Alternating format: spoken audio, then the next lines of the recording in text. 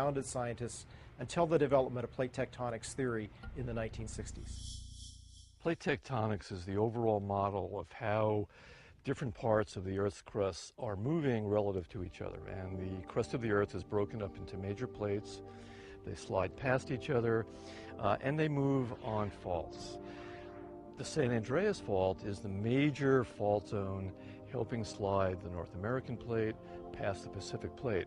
And this movement occurs at about 2.5 inches a year. Doesn't sound like very much, but over geologic time, it builds up into a lot of slip that has to be accommodated.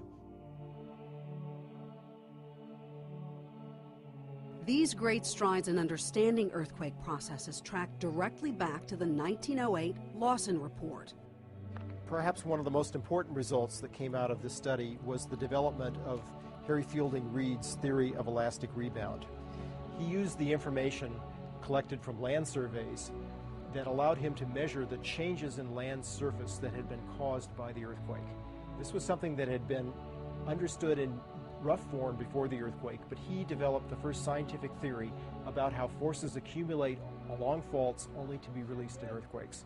We call this the elastic rebound theory, and it's the foundation, really, of our modern understanding of the earthquake process. If you can think of the crust as a slab of rubber, and you're grabbing the rubber from the two sides and moving it past each other, if the fault itself were Teflon, the rubber would just move by and never be distorted. But because the fault has friction, then the rubber gets distorted and stresses are built up on that surface.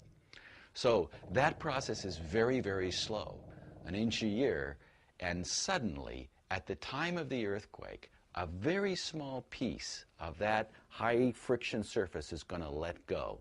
And as it does so, it starts slipping.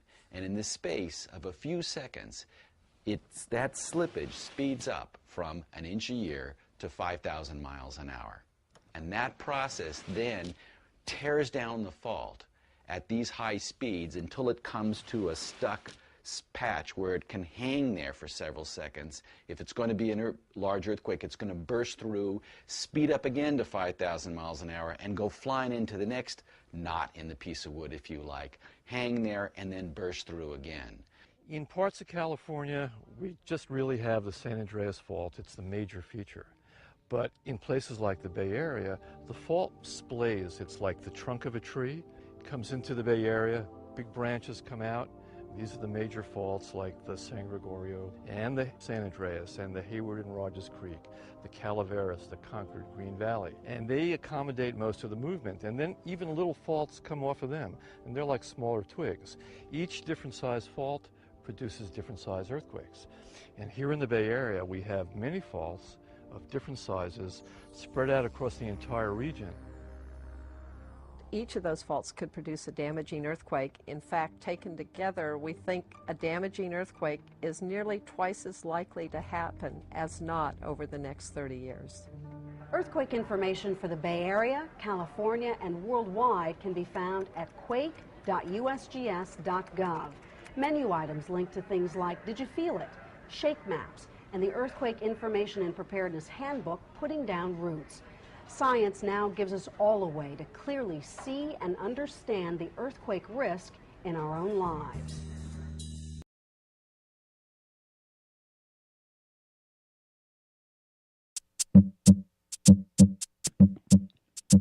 Earthquakes are now reported as moment magnitude.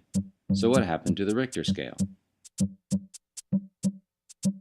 Charles Richter and Benno Gutenberg developed the first magnitude scale in the 1930s to quantify earthquakes by relating the size or amplitude of seismic waves, shown on the right, plotted against distances calculated from S minus P arrival times, shown on the left. Connecting the two gives you the Richter magnitude.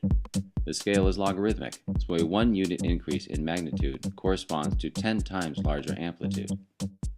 The limitation was that seismologists measured certain frequencies, which meant that the signals from large earthquakes weren't adequately represented, like not being able to hear the bass notes on your laptop speaker. That meant that the Richter scale underestimated the size of large earthquakes. Seismologists have since developed far more sensitive seismometers that, with faster computers, have enabled them to record and interpret a broader spectrum of seismic signals. These improvements allowed them to better determine the energy released by large earthquakes. In 1979, they connected the seismograph recordings with the actual physical displacements that occurred during an earthquake. The result was the moment magnitude scale.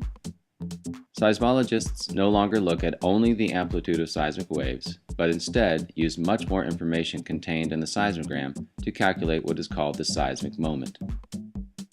The seismic moment, which defines how much force is needed to generate the recorded waves, is defined by this equation: mu times distance times area. Mu is rock rigidity. It describes the resistance of the rock to bending when force is applied and is a constant for a given rock material.